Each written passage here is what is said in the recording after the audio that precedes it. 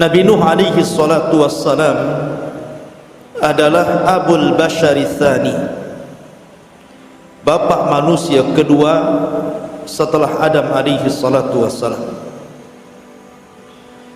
Disebut bapak manusia kedua karena seluruh keturunan Bani Adam setelah terjadi tsunami, banjir bandang dan tufan di zaman Nuh alaihi salatu wassalam, tidak ada satupun jiwa yang hidup kecuali yang ada di perahu Nuh alaihi salatu wassalam.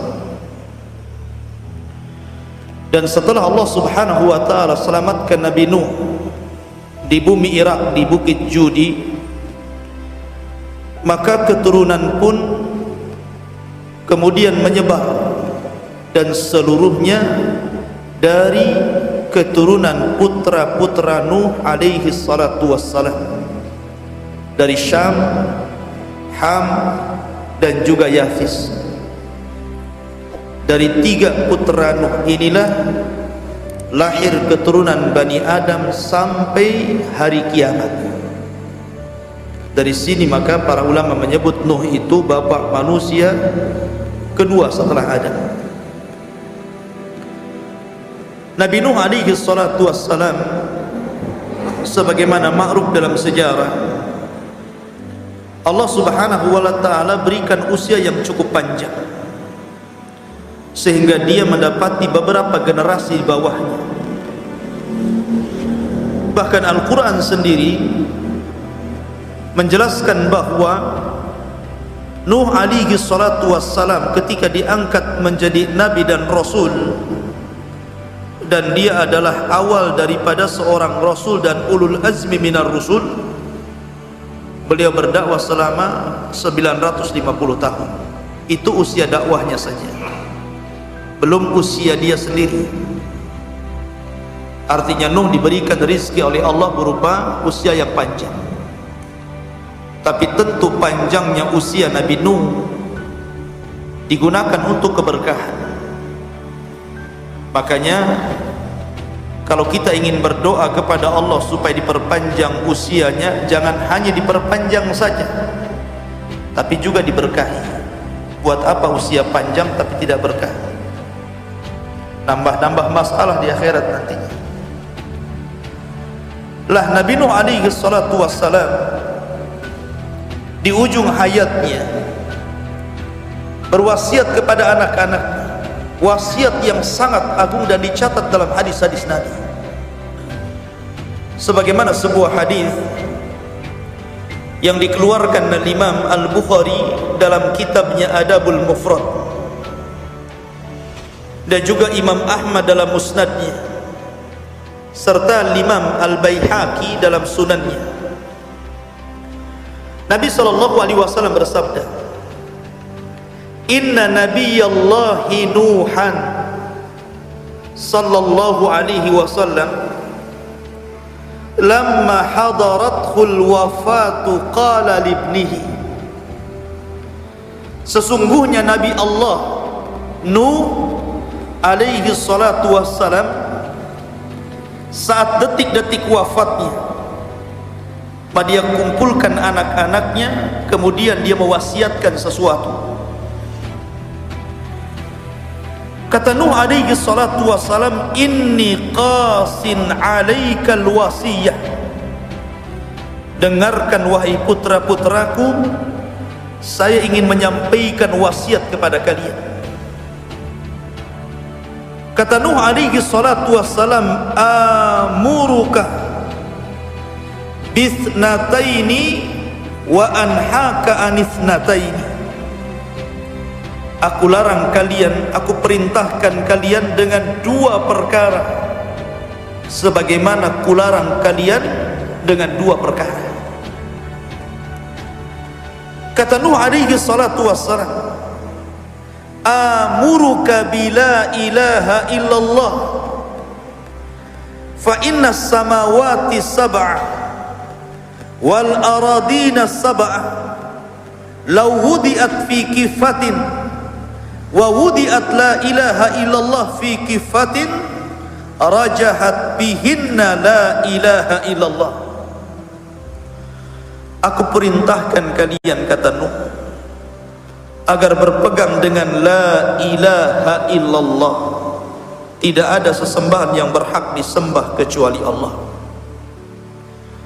Karena sesungguhnya langit dan 7 lapisnya, bumi dan 7 lapisnya, kalau diletakkan di satu neraca timbangan, kemudian la ilaha illallah diletakkan di neraca timbangan satunya, maka la ilaha illallah itu lebih berat dibandingkan langit dan bumi.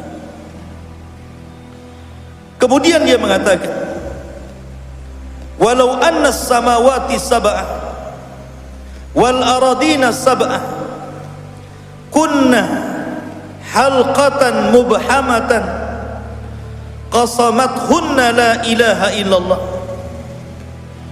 Dan kalau seandainya langit dan bumi dan seluruh 7 lapisnya mereka berbentuk sebuah lingkaran yang sangat besar, maka la ilaha illallah akan menutupi semuanya.